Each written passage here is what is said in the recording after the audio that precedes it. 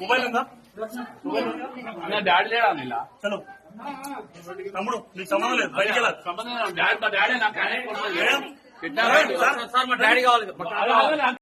గమనిక రాష్ట్ర ఆదేశానుసారము మున్సిపల్ ఎలక్షన్ల చైర్మన్ వైస్ చైర్మన్ ఎన్నిక వరకు 11 గంటలకు ఈ రోజు హాజరు కావాలని నోటీసు జారీ చేశాము. బుల్లెట్ దిగిందా లేదో చూసుకోరు. ఆ బుల్లెట్ ఎంత పవర్ ఉందేనా?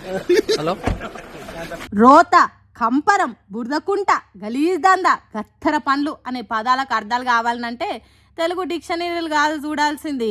ఇవాళ జరిగిన మేయర్ ఎన్నికల తీరు చూస్తే అట్టిగానే ఆ పదాలకు అర్థాలు ఏంటియో తెలిసిపోతుంది.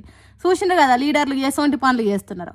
ఎన్నికలల్లో జనం ఏ పార్టీకి ఎక్కువ ఓట్లేసి ఎక్కువ సీట్లు ఇచ్చిండ్రు అనేది పక్కకు పెట్టి పక్క పార్టీ క్యాండిడేట్లను కమ్మి పారేయాలనే ఆలోచన చేస్తున్నారు. దానికోసం ఎసొంటి గలీజ్ చిల్లర పనులకైనా తెగిస్తున్నారు. జనగామ మున్సిపాలిటీలో ఎన్నికైన కౌన్సిలర్ను మేయర్ ఎన్నికకు పోకుంటే ఏకంగా పోలీసులు అడ్డం పడ్డారు. దండేసి దండం పెట్టుకుంటా లోపలికి స్వాగతం పలకాల్సింది పోయి ఓ ప్రజాప్రతినిధిని పోలీసులు అడ్డుకొని ఆపే వరకు పెద్ద పోరాటం చేసి కౌన్సిల్ హాల్కు పోయింది. హఫీజ్ ఫాతిమా అనే అక్క కరీంనగర్ మేయర్ ఎన్నికకు బీఆర్ఎస్ పార్టీలు దూరం ఉండేసరికి ఏ పార్టీకి మెజారిటీ లేక ఎన్నిక గందరగోళంగా అయింది. తొర్రూరు మున్సిపాలిటీ మేయర్ ఎన్నికలకు బీఆర్ఎస్ పార్టీ క్యాండిడేట్లను ఓటేయకుండా అడ్డుకునే ప్రయత్నం చేసిండ్రు. పెద్ద లొల్లయింది.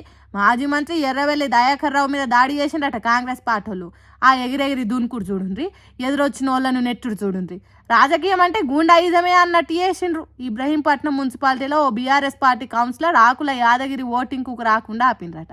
మా నాయన ఏడి, మా నాయన కనిపిస్తలేడు, ఓటింగ్కు రాకుండా ఎవరు ఆపిండ్రని ఇంటోళ్ళు వచ్చి మేయర్ని ఎన్నుకునే కాడికి వచ్చి లొల్లి చేసిండ్రు.